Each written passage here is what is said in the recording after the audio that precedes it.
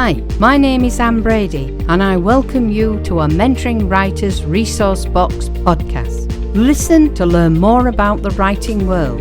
After all, the more you learn, the better writer you can become. If an author says that their readers are telling them that they hear the author's voice throughout the whole of their book, then as the ghostwriter working with that author on their book, I feel pleased, as it means I have done my job. It also means I have managed to create the tone and sound of what that author really sounds like. Mind you, there is another part to the job. That is to make sure that we also create a compelling and artful narrative, one that will ensure the author's readers willingly continue turning the pages, desiring to know what is going to happen next. It does not matter if you are writing as part of your business, a piece of fiction, or even a how-to-do-it book. As a ghostwriter, it is important to ensure your author's voice is deeply ensconced within all the pages. It is also important that their readers can take away clear and concise examples of all the relevant parts. Such elements must appear through your author's opinions and arguments. So how would you achieve this? Well, let's say you are asked to ghostwrite a book within the memoir genre. By definition, a memoir can be a story, a discussion, or something as simple as the biography of a person's life. The latter has usually been written from a personal understanding of the person. But the most relevant element to bear in mind is that the final piece written must be read as if it is the actual thoughts and accounts that have been spoken or written by the person involved. This means that you have to be able to write it without losing your own writing style. I must say that writing a memoir is probably one of the most difficult forms of writing, especially when it comes to capturing the client's voice. To achieve success, you must have a sheer amount of personal knowledge about the client and the correct perspective in approaching the writing.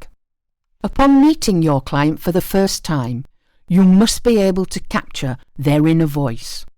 We recommend that you begin the whole process by engaging in a series of interviews. It helps if you can record and transcribe them as you proceed. Remember, these interviews will take time, often lasting over several days.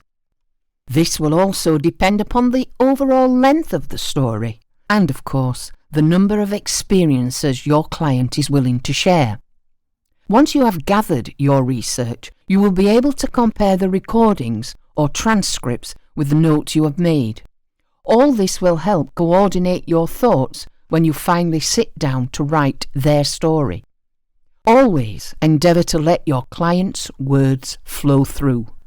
Try not to interrupt the client as they are talking, although you might find the need to guide them back on track if they have veered off point or wandered too far from the subject. This can and does happen. Oh, and don't forget, there may also be times when you too could lose your train of thought. So don't be embarrassed to ask, what were we talking about? Hopefully, you can both laugh about it. I call this my senior moment if I lose track. You will be surprised how listening to their recorded voice can help give you lots of clues. Hopefully, this too will enable you to replicate their voice when writing about them, or as them. One question asked is, what about the specific elements of a client's voice? Surprisingly, when listening to the recordings, you will discover that there will most likely be some unique moments where the client's voice really resonates with you. If you come across these, then these should certainly be included within the pages. The reason being that they offer a clear authenticity to the memoir content. Let's now look at a few basic examples to help you understand what is needed.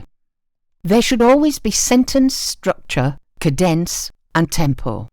All are important elements, much as they are in a piece of music. Also, you must be able to pace your writing. Pacing the way a person tells their story is all part of their voice. And don't forget to include their expressions. If you are able, incorporate some sayings and/or metaphors you may have heard your client use whilst telling their story. Now, as a Yorkshire lass, I probably use idioms or phrases that are localised to where I come from. Well, the same can be said for most people, depending on which part of the country they live. For example, he or she's no oil painting is something commonly used when referring to a man or woman's looks, whether good or bad. Another one I often use is, smile, it might never happen. This line is one we use when someone looks grumpy. It is aimed at trying to cheer them up and make them smile. If you discover your client has any of these types of special regional expressions, then be sure to use them, as it can make the writing sing. However, use them judiciously. Think William Faulkner, but take it down a few notches. Or listen for those foreign words used authentically that a client frequently relies upon when English is not their first language. And don't be afraid to use them. Trust that the reader will figure them out or look up the meaning. Also, show a sense of humour. We know that not everyone is a barrel of laughs, but there are some storytellers who have an amazing array of jokes or amusing anecdotes, many of which they will have told and retold.